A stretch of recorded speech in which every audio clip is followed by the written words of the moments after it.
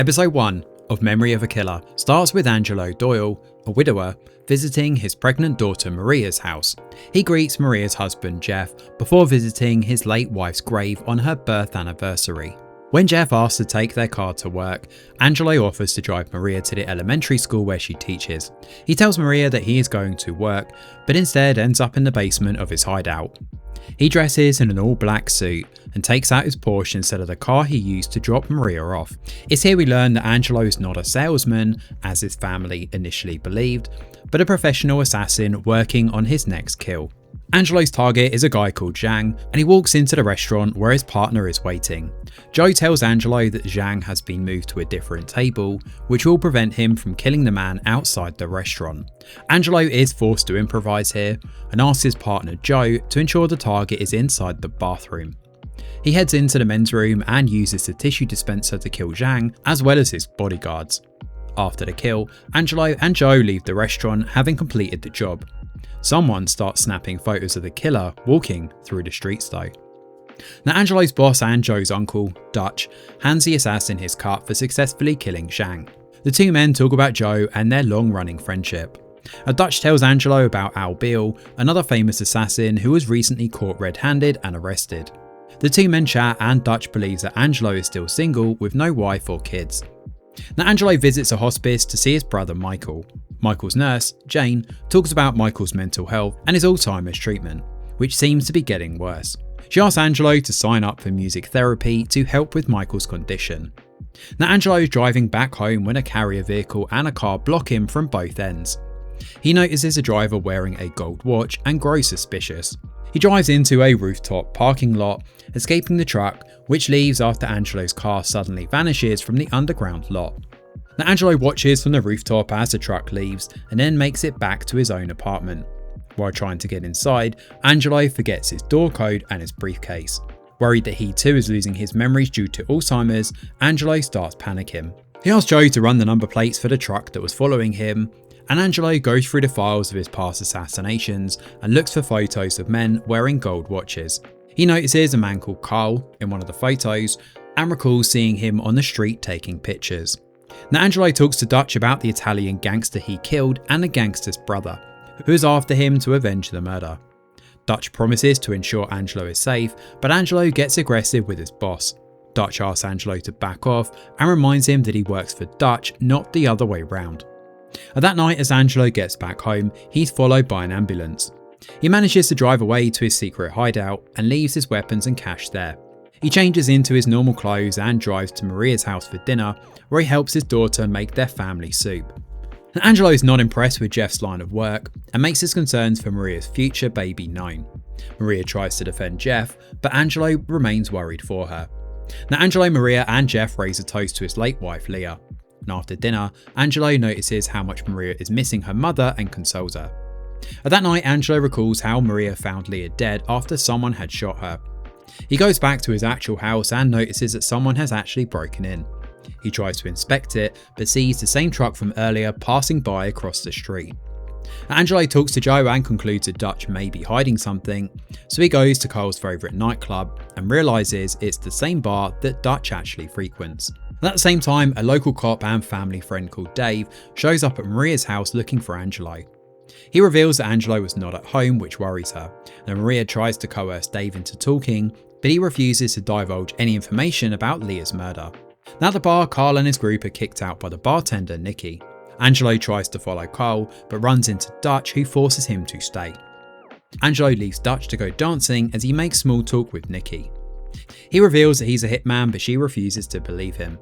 He lies about being a photocopy salesman here and takes Nikki to his apartment, where the door lock starts beeping again, causing Angelo to panic. Nikki uses a restroom, which allows Angelo to look through her bag. When he finds nothing suspicious inside, he hides his gun in a safe. The two hook up, and Nikki awakens the next morning and gets dressed. She goes looking for water in the fridge, but leaves when she finds Angelo's gun there.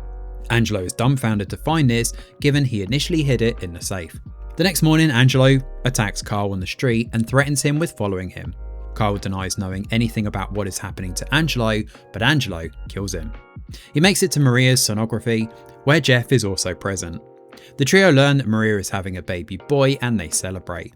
But just then, Angelo receives a call from Dave and learns that Leah's murderer, Earl, is free from prison due to his influential mob family.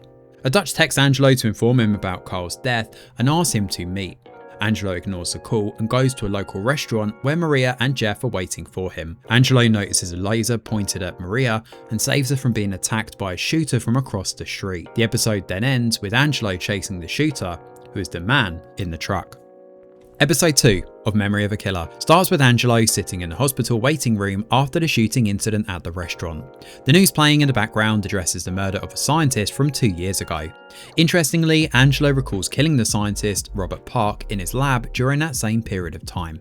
Now Angelo gets clearance to see Maria, who's doing fine after the bullet grazed her during the attack. He checks up on his daughter too, but Maria tells him that she's fine. Now Angelo comes clean to Maria here and reveals that her mother's killer Earl has been released from prison. Maria starts panicking, but Angelo tries to reassure her. He gets a call from Dave, who reveals that Earl was in police custody and being interrogated. In the interrogation room, Dave asks about Earl's whereabouts from the previous afternoon. Earl denies having any part in the shootout, but reveals that he overheard someone talking about shooting a bounty.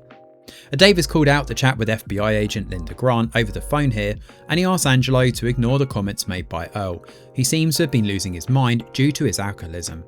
Angelo leaves to go back to his hideout, still thinking about the ferryman detail mentioned by Earl. Dutch leaves Angelo a voice note, calling him out for lying and asking to meet. Later that night, Angelo meets Dutch and the two men have a heated argument about Carl's murder. Angelo doubles down on the lie that he didn't kill Carl and asks Dutch to check with Nikki. Dutch later gives Angelo a new consignment to kill a mob accountant called Pater Vukas. I hope I've pronounced that correctly.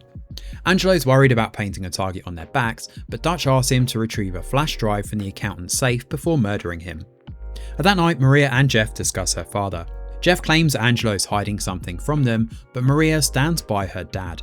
The next morning, Angelo goes back to the restaurant to try to figure out who attacked Maria. He calls someone named Belinda to seek her help.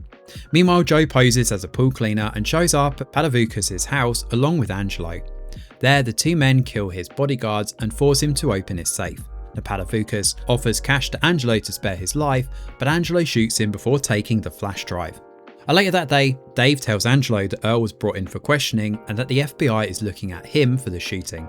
Dave claims that he was able to procure 4 out of 5 bullets from the restaurant and wonders where the remaining bullet may have gone. Angelo does not reveal that he was the one who actually took the bullet for his own research. In his hideout, Angelo looks through his database and is unable to find an exact match for the odd-looking bullet. The next morning, Angelo wakes up at the hospital by Maria's bed and overhears Dave talking to Linda.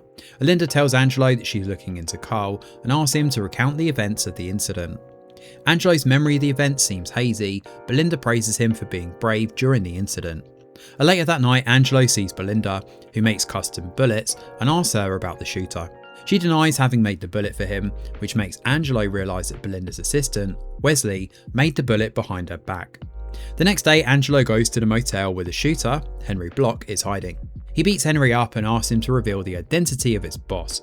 After some coercion, Henry reveals that a mystery man named the Ferryman gave him the bounty to kill Maria.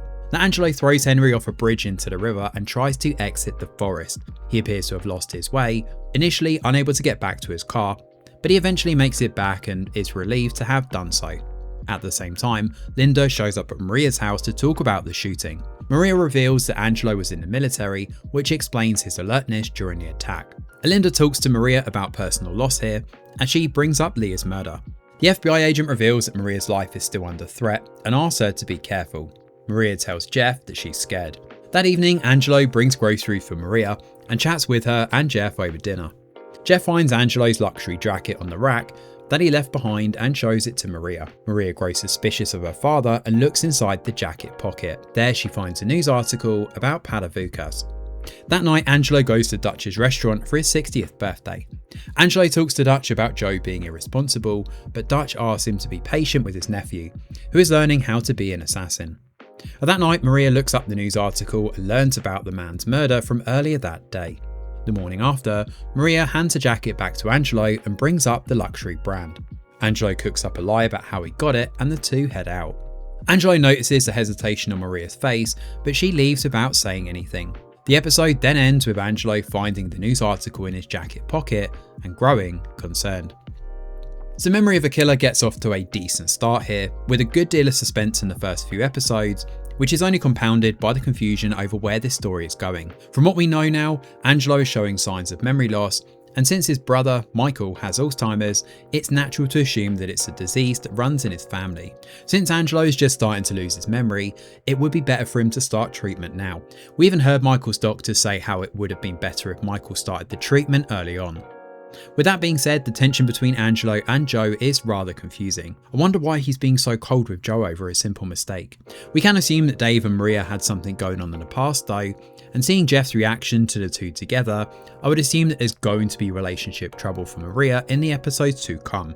She has her suspicions about Angelo now that she's seen a news article, and I wonder what she will do when she finds out her father is an assassin.